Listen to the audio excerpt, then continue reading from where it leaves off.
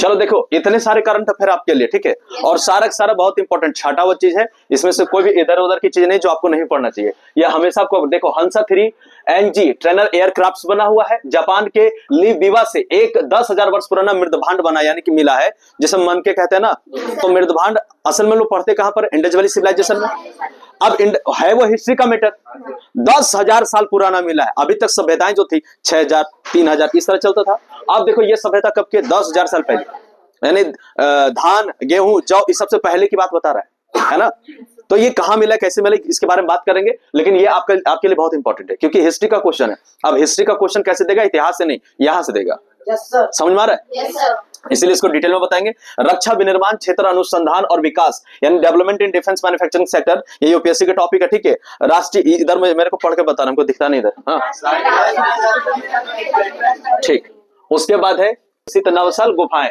अब ये जो कैप्स है आप देखे होंगे, एलिफेंट क्या उसको बोलते हैं, एलोरा की गुफा, एलिफेंटा की गुफा, है ना, इन सब के। तो अब एक नया आ गया, इसमें से क्या मिला है क्या नहीं मिला इसके बारे में शोध चल रहा है, तो ये आपको जानना भी जरूरी है, ठीक। दिल्ली IGI एयरपोर्ट देश का पहला वाटर पॉजिटिव हवाई अड्डा बना, इतना ही याद रखना वन डे एग्जाम के लिए। क्लियर है? क्या लिखा हुआ, दिल्ली IGI एयरपोर्ट देश का पहला वाटर पॉजिटिव हवाई अड्डा बना। क्लियर है? देखो सब टॉपिक किस चीज का, यूपीएससी का है। इस श्रम पोर्टल पर 31 करोड़ से अधिक असंगठित श्रमिकों को पंजीकृत हुआ है। अब ये तुम्हारे घर परिवार में जितने लोग उन लोगों के लिए पर्सनल है, यानी जो पढ़ने लिखने वाले हैं वो भी और नहीं पढ़ने लिखने वाले वो भी, इन सभी के लिए इंपॉर्टेंट है, ये मोस्ट इंपॉर्टेंट है। आप पूछो कहां के लिए, स्टेट पीसीएस के लिए, स्टेट के कोई भी एग्जाम के लिए, सेंट्रल गवर्नमेंट के कोई भी एग्जाम के लिए, यूपीएससी के लिए, किसी भी प्रकार से ये इंपॉर्टेंट है। पूछो क्यों? क्योंकि ये तुम्हारा किससे आ गया, लेबर से। किससे आ गया, लेबर से। और गरीब के लिए, लेबर के लिए सरकार हमेशा कुछ ना कुछ काम करती है, और ये जो है श्रम कार्ड, यही श्रम कार्ड बन रहा है। बात समझ रहे कि नहीं? ये इतना ज्यादा इंपॉर्टेंट है कि सरकार के लिए हमेशा चुनौती रहा है। हर एक गवर्नमेंट आता कहते हैं गरीबी हटाओ, सबका साथ सबका विकास। तो सबका साथ में क्या, गरीब कहां है, वे लोग कहां, अनएम्प्लॉयड कहां है, इन सभी के लिए ये बहुत बहुत बड़ा ये हिस्सा है। इससे तुम्हारा दूर जाएगा ही नहीं जाएगा, ये एग्जामिनर क्वेश्चन देगा। अब कैसे देगा नहीं देगा हम अभी बताएंगे, ठीक है। लेकिन सबसे पहले आगे चले आओ, वो हमारे देश से कौन कौन ताल्लुकात रखता है, बात समझ में आ रहा है कि नहीं। तो अब इंडिया साइक्लोन्स 2025 परीक्षा के लिए महत्वपूर्ण है, ये 100% आएगा ही आएगा। सबसे पहले है सैन्यार। क्या है? सैन्यार। क्या है गुरु? सैन्यार। ये कहां है? दक्षिणी थाईलैंड में। दक्षिणी थाईलैंड में, यानी ये मान लो कि ये तुम्हारा भारत है। एक बार मैं आप लोग को बढ़िया से थोड़ा दिखा देता हूं, उसके बाद अपने हिसाब से समझ लेना, ठीक। यहां मैं भी आप लोग को पिक्चर ड्रॉ कर, हाँ दिखेगा दिखेगा। ये हो गया भारत, हुआ ना। ये तुम्हारा हो गया इधर चाइना, हो गया चाइना। यहां से तुम्हारा देश स्टार्ट, इसको कहते हैं म्यांमार, है ना, बोलते जाओ म्यांमार। और थाईलैंड यहीं पर है, Thailand, Laos, Cambodia, Vietnam, Malaysia, Singapore, Brunei. हालांकि और नीचे चला जाता है, ये मैप में से है। यहाँ पर तुम्हारा ये हो गया इंडोनेशिया। क्लियर है? ये तुम्हारा सिंगापुर है, ये तुम्हारा ब्रुनेई। फिर यहाँ जब चले आओगे तो ये तुम्हारा क्या है, जापान। क्या है ये? जापान। यहाँ चले आओगे तुम्हारा ये हो जाएगा ताइवान, ये वाला ताइवान। फिर यहाँ पर नॉर्थ कोरिया और साउथ कोरिया। क्लियर है ना। ये तुम्हारा फिलीपींस मैंने लिखा था क्या, चलो ये फिलीपींस है, ठीक। तो इस प्रकार से यहाँ देश है, इसको कहते हैं हम लोग, अब लोग ये आसियान कंट्रीज है, जिसमें से 10 देश आते हैं। कितने होते हैं? 10 देश। अब इसके बीच में देखो, ये तुम्हारा पानी है, फटाफट बोलो, पानी है कि नहीं। अब ये पानी, इधर तुम्हारा क्या हो गया, बे ऑफ बंगाल, इधर तुम्हारा हो गया अरब सागर, ये तुम्हारा हो गया इंडियन ओशियन। क्लियर है? इधर तुम्हारा ये चाइना सी को कवर कर लेते हैं, तुम्हारा चाइना सी हो गया। उसके बाद ये तुम्हारा प्रशांत महासागर का सारा हिस्सा है। क्लियर है? अब इसमें से जो यहाँ पर अगर कोई भूकंप आ रहा है या तुम्हारा साइक्लोन आ रहा है, तो इन सब देश से ताल्लुकात रहेगा। तो इन सभी के परिप्रेक्ष्य में हमको लेके चलना है। बात समझ में आ रहा है कि नहीं? तो आपको ध्यान रखना है। चक्रवात सैन्यार क्या है? सैन्यार ये क्षेत्र क्या है? दक्षिणी थाईलैंड और मलेशिया, यानी ई वाला ग्रुप है। क्लियर है? तो हमारे बगल में है, तो हमसे वो ताल्लुकात रखता है। क्लियर है? तो कौन सा जगह है? दक्षिणी थाईलैंड और मलेशिया। भारी तबाही मचाया था, ठीक है। भारत प्रभाव किसको क्या, नगण्य है, मतलब आया नहीं। कारण क्या था इस चक्रवात? मौथा, है ना, मौन था। ये 25 अक्टूबर बंगाल की खाड़ी में आया। अब ये इंपॉर्टेंट हुआ कि नहीं? 25 अक्टूबर। अच्छा, मलेशिया वाला क्यों इंपॉर्टेंट है? क्योंकि वजह है कि वो अभी 2025 में आया है। वो आपको नाम याद रखना, क्योंकि पड़ोसी देश में तबाही हुई जिसमें भारत उसको मदद किया था। बात समझ में आ रही कि नहीं? अभी एक मस्त करंट अफेयर ये है कि पूरा बाढ़ आ गया चक्रवात के कारण। अभी आ रहा है, वो भी आ रहा है अभी, समझ में आ रहा है? दैत्या था कि क्या था, देतवा ना, जिसके बारे में मैंने टॉपिक भी लिया था, श्रीलंका वाला। कम से कम तुम्हारा 4,500-5 हजार से ज्यादा लोग मर चुके हैं अब तक, है ना। अब वो भारत के लिए कॉम्पिटिटिव एग्जाम में क्या पूछेगा, भारत ने कौन सा ऑपरेशन चलाया, क्या नाम है? सागर बंधु। बहुत सुंदर, क्या नाम है उसका? सागर बंधु। बात समझ में आ रहा है कि नहीं? चलो आगे बताते हैं। चक्रवात मोन्था यहाँ पर गठन 25 अक्टूबर बंगाल की खाड़ी में है ना। लैंड कॉल क्या इसका? आंध्र ओडिशा, आंध्र प्रदेश ओडिशा में। हवा इसका 90 से 110 किलोमीटर था। राज्य आंध्र प्रदेश तेलंगाना, यानी कि उधर पूर्वी जो तुम्हारा भारत है ये सब में आया था, ठीक है, दक्षिणी पूर्वी हिस्सा में। चलो चक्रवात शक्ति का गठन कब हुआ गुरु? 3 अक्टूबर अरब सागर। तो लोग फटाक से इसको बोला, हमको यहाँ से जरा भी से भी नहीं दिखता है। प्रभाव क्या रहा? हल्का मध्यम तटीय अलर्ट रहा चक्रवात, ठीक है। शक्ति आगे दितवा, यही आया। देखो ये जो क्षेत्र है देख रहे हो ना, इसमें कितना भारी तबाही मचाया आप सोच नहीं सकते हैं। ये जो दितवा है देख रहे हो, ये सब प्रभावित है। तो भारत को भी दर्शा रहा है यहाँ पर। ये जो डमरू जैसा ये बना रहा है मन्नार की खाड़ी वाला, तो ये वाला जो क्षेत्र है आपका श्रीलंका वाला है, और श्रीलंका का साउथ वाला जो पार्ट है पूरा भी पानी से डूबल है। बात समझ में आ रहा है? अब इसमें जो भारत है वो क्या चला रहा है? ऑपरेशन सागर बंधु। क्या चला रहा है? सागर बंधु। समझ में आ रहा है कि नहीं? ये सागर बंधु ऑपरेशन भारत चला रहा है वहां के लोगों को बचाने के लिए। कितने सारे लोगों को बचाया भी है, समझ में आ रहा है कि नहीं? तो ये आपका 2025 नवंबर में ये आया है, बंगाल की ये खाड़ी में है। मैं इससे पहले रील बना दिया था, आप देख लेंगे, उसी दिन का ये चीज है। क्षेत्र यहाँ पर तमिलनाडु और आंध्र प्रदेश का हिस्सा भी यहाँ पर प्रभावित है। समझ में आ रहा है कि नहीं? तो इस प्रकार से ये दितवा जो है ये मोस्ट वीवीआई क्वेश्चन हो जाता है, इसको याद रखिएगा, क्योंकि सबसे अधिक तबाही इसी ने मचाया। ठीक, चलो उसके बाद आप चले आओ, जो डिटेल में आपको जानकारी लेना है वो, जैसे जापान में हमारा क्या मिला? मृदभांड। क्या मिला बाबू लोग? मृदभांड। तो जापान के लेक वीवा, समझ में? लेक मतलब क्या? झील। क्या? झील। तो जापान के लेक वीवा, आपको जापान पता चला कहां पर है? हाँ, तो जापान के लेक वीवा से 10,000 वर्ष पुराना मृदभांड है ना प्राप्त हुआ है, यानी बिट्स प्राप्त हुआ है। ठीक, तो pottery found at the lake Biwa Japan. अब इसके लिए लेटेस्ट एग्जाम के लिए बहुत इंपॉर्टेंट है। देखो यहाँ पर क्या बोलता है, हाल ही में जापान की लेक वीवा के तल से, समझ में आ रहा है, झील के नीचे से 10,000 वर्ष से भी अधिक पुराने मृदभांड यानी पोट्री लगभग पूर्ण अवस्था में प्राप्त हुआ है। यह एक महत्वपूर्ण खोज है जो कि प्रारंभिक जर्मन सभ्यता। अब पूछेगा ये जो मृदभांड बना है वो किससे रिलेटेड है? ये तुम्हारा वनडे एग्जाम में नहीं पूछेगा, ये सभ्यता पूछ सकता है, लेकिन डिटेल जो है वो सिविल सर्विस के लिए। समझ में आ रहा है कि नहीं? तो ये कौन से सभ्यता को बता रहा है? जर्मन। क्या बोल रहा है? जर्मन, है ना। तो ये जो मृदभांड मिला 10,000 साल पहले, अगर कोई सभ्यता को आज तक हम लोग जानते थे सिंधु घाटी सभ्यता, मेसोपोटामिक सभ्यता, मिस्र की सभ्यता और हांगो सिविलाइजेशन, है ना।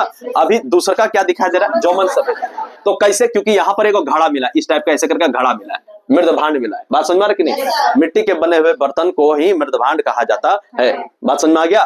तो 10,000 साल पहले मिला हुआ है। कौन सा सभ्यता बता रहा है? जर्मन सभ्यता। उन्नत कुंभकारी परंपरा और प्राचीन काल की जटिल सांस्कृतिक गतिविधियों को समझने में सहायक होगी। ठीक है, आगे बढ़ो। तो 10,000 साल पुराना अगर ये मृदभांड है, तो अक्टूबर 2050 में जापानी जो आर्कोलॉजिस्ट होते हैं उन्होंने लेक वीवा के तजुसुरा ओजाकी के नामक जलमग्न पुरास्थल से 64 मीटर की गहराई पर लगभग 25 सेंटीमीटर, इसका कितना है गुरु? 25 सेंटीमीटर।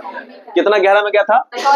64 मीटर की गहराई पर लगभग 25 मीटर ऊंचा प्राग ऐतिहासिक मृदभांड प्राप्त किया है। यह जर्मन काल की प्रारंभिक परंपरा से संबंधित माना जा रहा है, जो मानव इतिहास की सबसे प्रारंभिक कुंभकारी परंपराओं में से एक है। कौन सी परंपरा? ठीक है, कोई दिक्कत यहां पर? यह जिंगुजी स्टाइल अथवा कोनामी अपर लेयर परंपराओं में से किसी एक का प्रतिनिधित्व करता है, जो सौंदर्य बोध यानी कि अच्छा, जब मृदभांड ऐसे मान लीजिए इस प्रकार का आपको एक मटका मिला, ठीक है जी, है ना। अब मान लो कि यहाँ तुम्हारा कुछ डिजाइन ले लो, ऐसा करके डिजाइन हो गया, एक और डिजाइन ले लो ऐसा करके, ये तुम्हारा मटका है। तो डिजाइन कौन देता है? जिनको अक्ल है, अक्ल मतलब जिनको सेंस है कि वो क्या क्या चित्रकारी कर सकता है, किस प्रकार के गहने जवाहरात उसमें जड़ सकता है, रंगाई पोताई कैसे कर सकता है। तो एक बार मैं जब आपको हिस्ट्री पढ़ा रहा था तो मैंने कहा था कि सबसे पहले अगर कोई कलर का खोज हुआ तो कौन सा कलर का खोज हुआ है? पूरा कंप्लीट लाल नहीं, गेरुआ। रंग दे तो मोहे गेरुआ। तो गैरु वर्णीय मृदभांड। गैरु वर्णीय क्यों? सूरज का कलर कैसा है? गेरुआ। बात समझ में आ रहा है? अब एक बात देखिए, किसी भी चीज को आप पका दीजिए, आप यहां पर टॉर्च मारिए, लाल दिखेगा, हाँ कि ना? पूरा कंप्लीट लाल है क्या? नहीं। आई बात समझ में? तो जो चीज पक जाता है आग में, तब करके वो लाल ही दिखाई देता है। बात समझ में आ रहा है? इसलिए कलरों में से सबसे इंपॉर्टेंट क्या रहा? गैरु वर्णीय कलर, यानी आप उसे लाल भी कह सकते हो। Is that clear? तो ये जो ये सभ्यता बताता है कि इन लोगों ने किस किस प्रकार से अपने तरीके से खोज किया। क्लियर बाबू लोग? बोलो कोई दिक्कत? यानी ब्यूटी के लिए इन लोगों ने प्रतीकात्मक और सामाजिक जीवन से जुड़ी सांस्कृतिक दर्शाती है। समझ में आ रहा कि नहीं? क्योंकि जिन सभ्यताओं में मृदभांड का खोज हो गया है, यानी लोग इसमें धान चावल रखते होंगे, पानी की गगरी इसको बना देते होंगे, सामान को यहां से ले जाने वहां ले जाते होंगे, इसका मतलब सिंपल से लॉजिक है, ये लोग जानते थे कैसे रहना खाना जीना है और एग्रीकल्चर में पारंगत हो गया। हाँ कि ना? समझ में आ रहा कि नहीं? तो इनका सामाजिक जीवन से पता चलता है। इस खोज में उन्नत तकनीकों का स्वायत्त पनडुब्बी वाहन, AUS, 3D सोनार मैपिंग, रोबोटिक आर्म्स और कृत्रिम बुद्धिमत्ता आधारित प्रतिरूप प्रणाली का उपयोग किया गया है। आगे बढ़ो, एक यहां से फटाफट देख लो, है ना? जोमन सभ्यता पूर्व एशिया। क्या बोला? पूर्व एशिया मतलब क्या? एशिया का पूरब वाला साइड। तो तुमको पूरब लगेगा कौन सा? उधर वाला एकदम शुरू। जैसे मैप जो अभी जो दिखाया जा रहा है, मैप वो कैसन है? यहां से ऐसे करके तो इंडिया यहां पर, इस प्रकार से ये तो ये तुम्हारा पश्चिम हो गया, तुम्हारा पूरब हो गया, है कि नहीं? वन हो तो ये तुम्हारा पूरा एशिया, ये नॉर्थ हिस्सा, ये साउथ हिस्सा, ये ईस्ट हो गया और ये वेस्ट हो गया। तो इधर पूरब पश्चिम हो जाएगा और इधर जो भी कुछ है वो क्या हो जाएगा? पश्चिम। अरे हाँ सॉरी, अरे ठीक है, इधर पश्चिम इधर पूरब, है ना? तो पूरब में क्या है? जापान है। क्या है गुरु? जापान है। जापान के ऊपर क्या है? तो रसिया है। नीचे क्या है? फिलीपींस है। और फिर पश्चिम साइड क्या है? तो चाइना है। क्लियर है? तो पूर्व एशिया की उन प्राचीन सभ्यताओं में से एक है यह। जापान की एक आर्कोलॉजिस्ट सभ्यता है जो लगभग 14,000 ईसा पूर्व से 300 ईसा पूर्व तक रही। अब लो एक नया चीज आ गया कि नहीं? जब हम लोग अपना पढ़ते इंडस वैली सिविलाइजेशन तो 2500 ईसा पूर्व से लेकर के 1950 पढ़ते या 1750 पढ़ते। हाँ कि ना? अब देखो नया चीज क्या है? 14,000 ईसा पूर्व से लेकर के 300 ईसा पूर्व चावल की जो खेती किया देखा गया है। कहां पर? यूपी में कोलडीवा। समझ के नहीं? तो 7,000 साल पहले दिखा गया है। अब इस मृदभांड कब का गया है? 14,000 साल पहले। यानी ये लोग कितना डेवलप होंगे उस समय, है ना? यहाँ मानव समुदाय ने शिकारी, क्या क्या गुरु? शिकारी संग्राहक। शिकारी संग्रह मतलब आखेट करना, यानी मारा और जमा किया। ठीक है? मछली पकड़ने का अभ्यास किया। इस संस्कृति के लोग स्थिर जीवन शैली जीते थे। बाद में उनके पूर्वज मुख्य भूमि पर एशिया से आए हैं। यायोई संस्कृति में परिवर्तित हो गए। यायोई यानी घुमक्कड़ टाइप के लोग। बात समझ में आ रहा है कि नहीं? चलो जीवन शैली बात करें तो जोमन लोगों ने मुख्य रूप से शिकार। तो लोग डिस्टर्ब तो नहीं कर रहे हमको? आड़े टेढ़े क्या बैठा? सीधा बैठो विशाल, नहीं तो बोलो हटा दे। हटा देंगे, जीवन खराब हो जाएगा। मजाक नहीं कर रहे। जोमन लोगों ने मुख्य रूप से शिकार किया, मछली पकड़ने, पौधे इकट्ठा करके अपना जीवन यापन किया। वे छोटे अस्थायी समुदाय में रहते थे, यानी कबीला टाइप का। अक्सर नदियों या तट के पास बसे थे। कौन बाबू लोग? जोमन सभ्यता के लोग। नदी तट पर काहे नहीं? अगर देखोगे तुम, तुम्हारा जापान कैसे है? देखो ऐसे करके है, ऐसे करके है। ये तो जगह ही कहाँ है? बात समझ में आ रही कि नहीं? अभी जापान में मुसलमानों के लिए इतना खतरनाक स्थिति आ गया, कानून बन गया वहां पर कि आपको अगर जलाना है अपने लाश को तो जलाइए, यहां पर कब्र खोदने देंगे नहीं। अगर आप कब्र खोदेंगे तो जहां से आपका जन्म स्थल है पूर्वज जाके वहां जाके जलाइए, वहां जाके दफनाइए। बात समझ में आ रही कि नहीं? अब ऐसा उसने क्यों किया? इसलिए किया क्योंकि मुसलमानों की जो जनसंख्या है वहां पर, वो संख्या बहुत ज्यादा बढ़ा, तेजी से बढ़ा। क्लियर है? जापान सरकार का जो 90% वह हिस्सा है, या तो वो लोग बौद्ध को मानते हैं या तो उनका अपना धर्म है। ठीक? अब इन लोगों सारे लोग वहां पर लाश को जलाते हैं, डेड बॉडी को जलाते हैं। इन लोग क्या करते हैं? जमीन में गाड़ते हैं। तो बड़का फिर वो जगह भी तो जैन जी, उसको क्या बोलते हैं? कब्र, है ना? अब जमीन है छोटा, समुद्र के किनारे बसा हुआ है, तो उन लोगों ने सीधे तरीके से लो बनाया कि आप यहां पर कब्र नहीं खोद सकते। जमीन यहां पर लिस्ट अमाउंट में है, माने कि उसको क्या बोलते हैं? अरे लिमिटेड है, सीमित है। और आप जनसंख्या बढ़ेंगे तो हम आपको कहां जमीन देंगे? समझ में आ रहा कि नहीं? इस वजह से वहां बहुत ज्यादा दिक्कत हो रहा है मुसलमानों को। बात समझ में आया? चलो तो ये क्लियर हो गया बाबू लोग, कोई दिक्कत यहाँ पर? उन्होंने शाहबलूत, सोयाबीन आदि को जैसे उपयोगी खेती की होगी। प्रवास और वंशावली। प्रवास मतलब क्या? एक जगह से दूसरी जगह जाना प्रवास होता है। वंशावली, जोमन लोग के पूर्वज पूर्वोत्तर एशिया, कोरियाई पर्याय द्वीप और दक्षिण पूर्व एशिया से आए थे। जोमन लोग आधुनिक जापानी लोगों के पूर्वजों का एक महत्वपूर्ण हिस्सा है। सुनाई दिया? जापानी लोगों के पूर्वजों का एक महत्वपूर्ण हिस्सा है। कौन? जोमन। और होकाइडी के क्या है? पढ़ो ना। होकाइडो के स्वदेशी यानी लोगों के महत्वपूर्ण पूर्वज रहे। तो तुमको इतना नहीं जाना, ये दरअसल यूपीएससी वाला है और इसका नोट्स मिल जाएगा। समझ में कि नहीं? टेलीग्राम में नोट्स डाल दिए, आप लोग बारीकी से पढ़ लेना। समझ में कि नहीं? लाइट की वजह से दिखता नहीं है, और नहीं दिखता है तुम भाड़ में जाओ, नहीं समझना मत समझना, हमको कोई लेना देना नहीं है, मेरा काम है बोल देना, खत्म। ठीक है? जोमन सभ्यता का परिचय की बात हमने बताया था जी, परिचय हो गया इसका। ठीक है? लेक बिवा का भौगोलिक, जहां पर ये मृदभांड मिला है वो क्या है? तो ये जापान का सबसे बड़े मीठे पानी का झील है। क्लियर? अब ये लाइमलाइट में आ गया। मिला कहाँ है? जापान में सबसे बड़ी मीठे पानी की झील का नाम क्या है? लेक बिवा। क्या है? खत्म हो गई। इसे इसे बिवाको के नाम से भी जाना जाता है। यह झील क्योटो के उत्तर पूर्व में है और अपनी प्राकृतिक सुंदरता, ऐतिहासिक महत्व और सांस्कृतिक, देख रहा है, ऐतिहासिक महत्व और सांस्कृतिक गतिविधियों के लिए जानी जाती है। इसके आसपास के क्षेत्र में धार्मिक स्थल, पार्क और अन्य दार्शनिक स्थान है। यानी ये जो लेक है ना, इसके बगल बगल में साइकिलिंग होता है। साइकिल समझ रहा है? अरे साइकिल चलाने वाला, तो वहां पर ये इसका गेम होता है, बहुत बेजोड़ होता है। इंटरनेशनल मीडिया इसको कवर करती है। बात समझ में आ रहा है कि नहीं? खत्म हो गई बात। चलो अब हंसा 3NG प्रशिक्षक विमान, जो कि भारत का अपना बनाया हुआ चीज है। देखो ये मोस्ट VVI है, ये आपका टेक्नोलॉजी से, साइंस एंड टेक्नोलॉजी से, जो कि पूछा जाएगा। क्लियर है? क्या बोल रहा है? हंसा 3, नाम बोलो। NG क्या है? परिचय। हंसा 3NG भारत का पहला पूरी स्वदेशी, पूरे तरह से स्वदेशी, कोई बाहर का कोई मटेरियल नहीं, पूरे तरह से स्वदेशी है। 2 सीटर, 2 सीट वाला ऑल कंपोजिट ट्रेनर एयरक्राफ्ट है, जिसे विशेष रूप से PPL यानी कि प्राइवेट पायलट लाइसेंस और CPL कमर्शियल पायलट लाइसेंस के प्रशिक्षण के लिए, समझ रहे, प्रशिक्षण के लिए, ट्रेनिंग के लिए विकसित किया गया है। उद्देश्य क्या है? CSIR और NAL द्वारा डिजाइन किए गए इस विमान का विकास भारतीय उड़ान प्रशिक्षण संस्थानों की बढ़ती आवश्यकता को पूरा करना है। मान लीजिए हम टीचर है, अब मेरे पास बोर्डे नहीं रहे, इतना कंटेंट दे पाएंगे?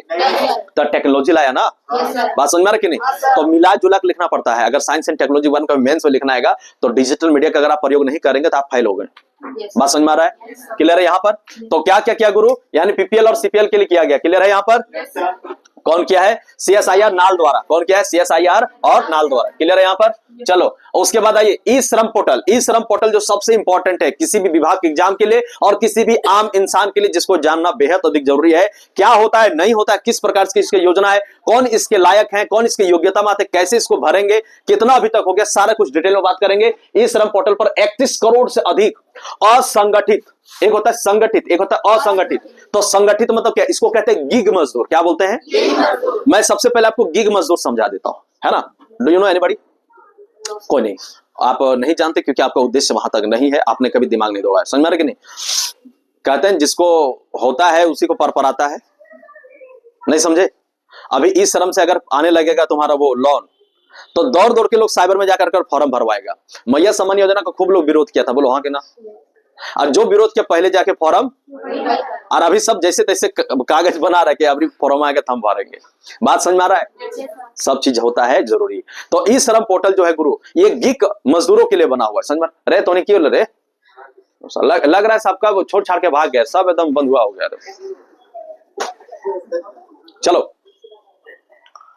जैसे एक कंपनी है, एक कंपनी है और मैंने इन 4 लोगों को मैंने ये कहा कि आप यहां परमानेंट जॉब कर रहे हैं। Is that clear? अब मैं इसी काम में एक प्रोजेक्ट निकालूंगा। ठीक है? एक प्रोजेक्ट मुझे पूरा करना है कि एक लाइट हमको जलाना है, इसके पर काम करिए। तो मैं अलग से वैकेंसी निकाल दिया 4 लोगों के लिए। ठीक है? मजदूरों को ले आया, इन 4, 5, 10 लोगों ने मिलकर के 50-100 जितने भी लोग हैं मिलकर के काम किया, है ना? लेकिन जैसे ये प्रोजेक्ट खत्म हुआ फिर इसका कहानी खत्म। अब इसको काम मिलने वाला नहीं है, लेकिन ये हमेशा परमानेंट है। समझ में आ रहा कि नहीं?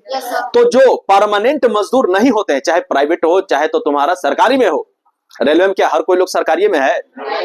ठेका लेके लोग मजदूरों को काम करवाता है, बोलो हाँ कि ना? अब जब वो काम पूरा हो जाता है फिर लेबर भाड़ में जाए। समझ में आ रहा है? तो इन सब मजदूरों के लिए सरकार ने कहा नहीं, तुम्हारे साथ अन्याय नहीं होगा, हम हैं तुम्हारे साथ। कोरोना के समय में यह पहचान करना मतलब मुश्किल हो गया था कि किसको हम सबसे पहले ध्यान रखें। तो गरीब अमीरों के लिए बहुत खिड़कियां होते आने जाने हवाओं के लिए, बोलो हाँ कि ना? गरीब का कोई नहीं होता। सरकार ने कहा सबसे पहले गरीबों को देखेंगे, उसके बाद किसी और को देखेंगे, इसलिए तो BPL बनाया गया है गुरु। तो ई श्रम पोर्टल क्या है? ई श्रम पोर्टल भारत सरकार के श्रम एवं रोजगार मंत्रालय द्वारा स्टार्ट किया गया, मिनिस्ट्री ऑफ लेबर एम्प्लॉयमेंट के द्वारा 26 अगस्त 2021 को यह स्टार्ट किया गया था। और यूनियन कहां चल गया रे? एक राष्ट्रीय असंगठित श्रमिक डेटाबेस यानी national database of unorganised worker. क्या बोला? अनऑर्गेनाइज्ड वर्कर यानी ND। देखो इस सबका फुल फॉर्म पूछ दिया करता है। ठीक है? NDUW, जिसमें देश के सभी असंगठित, अस्थायी, प्रवासी, गिग व प्लेटफॉर्म श्रमिकों को एकीकृत, एक जैसा, एक जगह पर डिजिटल ढांचे में माने कि रजिस्ट्रेशन किया जा रहा है। कौन बाहर है, कौन यहाँ स्वदेशी में है, कितने लोग मजदूरी कर रहे हैं, कितने लोगों को साल में कम से कम काम मिल रहा है, उन सभी लोगों को फॉर्म भरा जा रहा है। क्लियर है? आगे बढ़ रहे। इसका उद्देश्य क्या है? इस श्रम पोर्टल का प्रमुख उद्देश्य असंगठित श्रमिकों को औपचारिक यानी ऑफिशियल सामाजिक सुरक्षा तंत्र में शामिल करना। आ गया? सामाजिक, आर्थिक और राजनीतिक न्याय प्रियम्बल का पाठ है। खोपड़ी काम कर रहा है? प्रियम्बल का पाठ है कि नहीं? संविधान का पाठ है कि नहीं? संविधान में ये लिखा गया है कि हम भारत के लोग, जब सब लोग एक है, सबको काम दीजिएगा नहीं दीजिएगा? कोई गरीब रहेगा सरकार के ऊपर, फिर संविधान में काम ही नहीं हुआ, बोलो हाँ कि ना?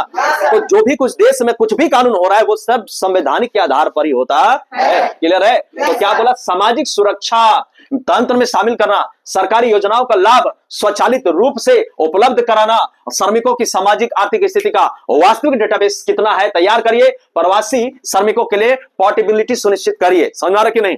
उसके बाद क्या है विशेषता? अगर देखेंगे तो ई श्रम भारत में पहली बार ऐसा प्लेटफॉर्म बना जो असंगठित श्रमिकों को यानी युवान यूनिवर्सल अकाउंट नंबर प्रदान करता है। समझ आ रहा कि नहीं? यूनिवर्सल कहीं भी जाएगा ये पता है कि ये भाई लेबर है, बात समझ आ रही कि नहीं? तो पहले सरकार हो चाहे कोई भी, सबसे पहले उसी पर नजर जाएगा। घर में अगर कोई विकलांग बच्चा है, दिव्यांग बच्चा है, तो माँ बाप का फोकस सबसे अधिक उसी पर रहता है। वो क्या खाया, कहां जा रहा है, उसको लोग कहीं बेइज्जती तो नहीं कर रहा है। सबसे जो अच्छा शरीर वाला है उसको तो कहीं भी जाकर अपना कमा खा सकता है, लेकिन जो दिव्यांग है उसको कौन देखेगा? माँ बाप। तो माँ बाप कौन है? देश का सरकार। बात समझ में आ रहा है? और देश के सरकार में जो गरीब गुरबा लोग हैं उन लोगों को सबसे पहले नजर में रखने का काम सरकार का काम है। Is that clear? तो यहां पर क्या बोला? युवान बनाएगा यानी इसको प्रदान करेगा जिससे उनका डेटा पूरे देश में एक ही पहचान से जुड़ा रहेगा, श्रम card. Is that clear? Is that clear? Registration कैसे करना है? इस श्रम पोर्टल पर आपको मुफ्त यहां पर रजिस्ट्रेशन कराया जा रहा है। कराएंगे कैसे? उसके लिए देखिए, इससे श्रमिकों का एक सेकंड, इससे श्रमिकों का आधार कार्ड चाहिए। आधार कार्ड चाहिए नहीं चाहिए? मोबाइल नंबर चाहिए जो आधार कार्ड से लिंक हो, बैंक खाता विवरण। अच्छा, विवरण क्यों चाहिए? कहीं ऐसा तो नहीं कि तुम माल एकदम छाप रहे हो और श्रम कार्ड भी बना रहे हो सरकार का फायदा लेने के लिए? बोला हो कि ना? तो विवरण चाहिए, बैंक का विवरण चाहिए और व्यवसाय से जुड़ी जानकारी। आप क्या करते हैं? आप किसान हैं, दुकान है, मकान है, क्या है आपके पास, वो सब आपको मांगा जाएगा। पंजीकरण के बाद युवान नंबर और ई श्रम कार्ड जारी किया जाता है। यानी आधार कार्ड चाहिए, मोबाइल से लिंक नंबर चाहिए और बैंक पासबुक चाहिए। तब बैंक पासबुक चाहिए, तब जा पासबुक चाहिए मतलब हम ले नहीं लेगा, जीरोक्स पेपर चाहिए। बात समझ आ रही कि नहीं? तब जाकर के आपका युवान क्रिएट होगा। खत्म हुआ बात? चलो आगे बढ़ो। लाभ क्या होगा इसका? सबसे ज्यादा तो लोगों को नजर नहीं आता लाभ क्या है, क्या हो जाएगा इसको बनाने से? सर सबके अकाउंट में 15-15 लाख रुपया आएगा। और बोलो नहीं आएगा? देखो क्या क्या आएगा। श्रम पोर्टल को अब तक 14 सेंट्रल योजनाओं से जोड़ा जा चुका है। योजना मतलब गरीबों को, लोगों को, इंसानों को, भारतीय, हम भारत के लोग, इन लोगों के लिए तो योजना लाया जाता है। समझ में आ रहा कि नहीं? इस बार तुम मूड बना लिया कि मोबाइल लेना है, माँ बाप के पास पैसा नहीं है और उसको पता है मेरा लड़का को मुंह उतरा ले, बोलो हाँ कि ना? बात नहीं हो रहा है ना उसका? बात समझ में आ रहा कि नहीं? तो माँ बाप का जैसे सैलरी आएगा पहले उस सोचेगा, प्लानिंग कर लिया, ये पैसा से उसको फीस देना है, ये पैसा उसको मोबाइल खरीद देना है, ये वाला यहाँ कमेटी में पैसा देना है, EMI भरना है, लोन भरना है, कुछ बचेगा तो एक दिन लाएंगे आराम से, बोलो हाँ कि ना? समझ में आ रहा है? और कुछ जमा करेंगे, फिक्स डिपॉजिट टाइप का। Is that clear? तो सरकार भी योजना लाता है तो फायदा किसको? पैसा है माँ बाप का, फिर जा किसको रहा है? सबको जा रहा है। उसी तरह सरकार क्या करती है यहाँ पर? योजना। तो कितना योजना गुरु? 14 सेंट्रल योजनाओं से जोड़ दिया गया है सीधे प्रधानमंत्री से। Is that clear? राज्य का यहाँ लेना देना उतना नहीं है। ओके। एक राष्ट्र एक राशन कार्ड, बोलो हाँ कि ना? समझ में आया? एक राष्ट्र एक राशन कार्ड, आयुष्मान भारत प्रधानमंत्री जन आरोग्य योजना यानी आयुष्मान कार्ड बनता हो, 5 लाख रुपया तक आप फ्री इलाज कर। बहुत लोगों का भला हुआ यार, बहुत लोगों का भला हुआ है। ठीक है। प्रधानमंत्री सुरक्षा बीमा योजना, सुरक्षा बीमा योजना, समझ में आ रहा है? मर मुरा गए, एक्सीडेंट हो गया, टूट फाट गया, बात समझ में आ रहा है? सरकार मदद करेगी। प्रधानमंत्री जीवन ज्योति बीमा योजना, जीवन ज्योति बीमा योजना और मनरेगा, PM किसान, PM आवास योजना। समझ रहे हो? PM आवास मतलब क्या? कॉलोनी मिलता हो। जब गांव में जाते हैं तो लोग कई बार कहते हैं ए बाबू कॉलोनियां नहीं दिला देगा? तो हमारे घर में हम दिला दें। तो हम लोग उन लोगों को प्लान बताते हैं, ऐसे सर यहाँ जाओ। हाँ, जो गांव गांव को मुखिया लोग ठान के बैठेगा, दिवा दो, कहीं दिवा दो, भोटवा हमारे मार जाओ ना। समझ? योजना के ऊपर ही तो वोट मांगा जाएगा गुरु, बोलो हाँ कि ना?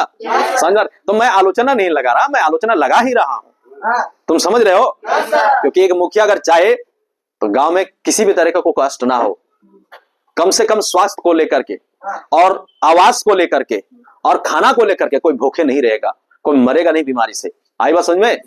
लेकिन माल आया फटाक से फॉर्च्यूनर, समझ में आ रहा कि नहीं? आओ, क्या बोल रहा है? आयुष्मान भारत जन आरोग्य योजना, प्रधानमंत्री सुरक्षा बीमा योजना, प्रधानमंत्री जीवन ज्योति योजना, मनरेगा, पीएम किसान, पीएम आवास योजना, चाहे तुम शहर में रहो चाहे तो गांव में रहो, पीएम स्वनिधि, पीएम मातृवंदना, ठीक है, आदि शामिल है। उसको काट दो रे।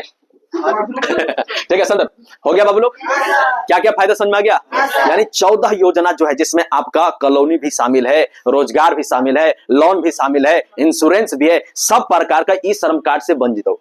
समझ में आ गया? 31 करोड़ तक का ये आपको रजिस्ट्रेशन कराया गया अभी तक। क्लियर है? कितना बड़ा संख्या, जरा सरकार कैसे पूरा करेगी? सरकार के जिम्मेदारी हम थोड़े ठेका लिए। चलो अब संदर्भ कैसे, या देखो संदर्भ क्या है। हाल ही में भारत सरकार द्वारा जारी आंकड़ों के अनुसार, समझ में आया? जारी आंकड़ों के अनुसार नवंबर 2025 तक 31.38 करोड़ असंगठित, मतलब जो इधर उधर भटक रहे हैं लोग, यहां जाकर किसका राजमिस्त्री काम कर लिया, वहां जाकर गड्ढा खोद दिया, नाली साफ कर लिया, कॉर्पोरेशन काम कर लिया, उन लोगों के लिए, और श्रमिक तथा 5.09 लाख गिग, समझ मारा गुरु?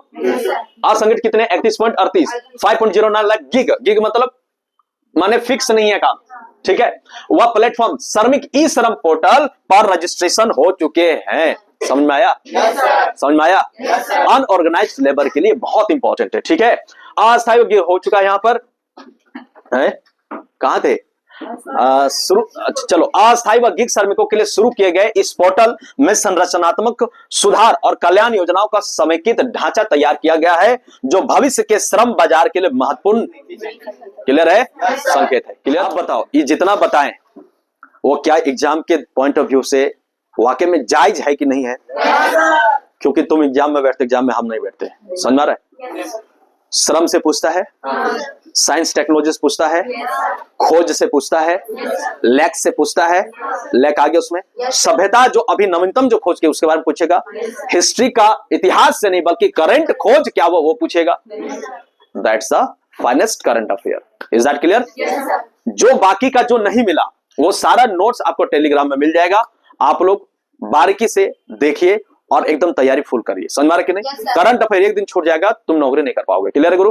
चलो, थैंक यू सो मच।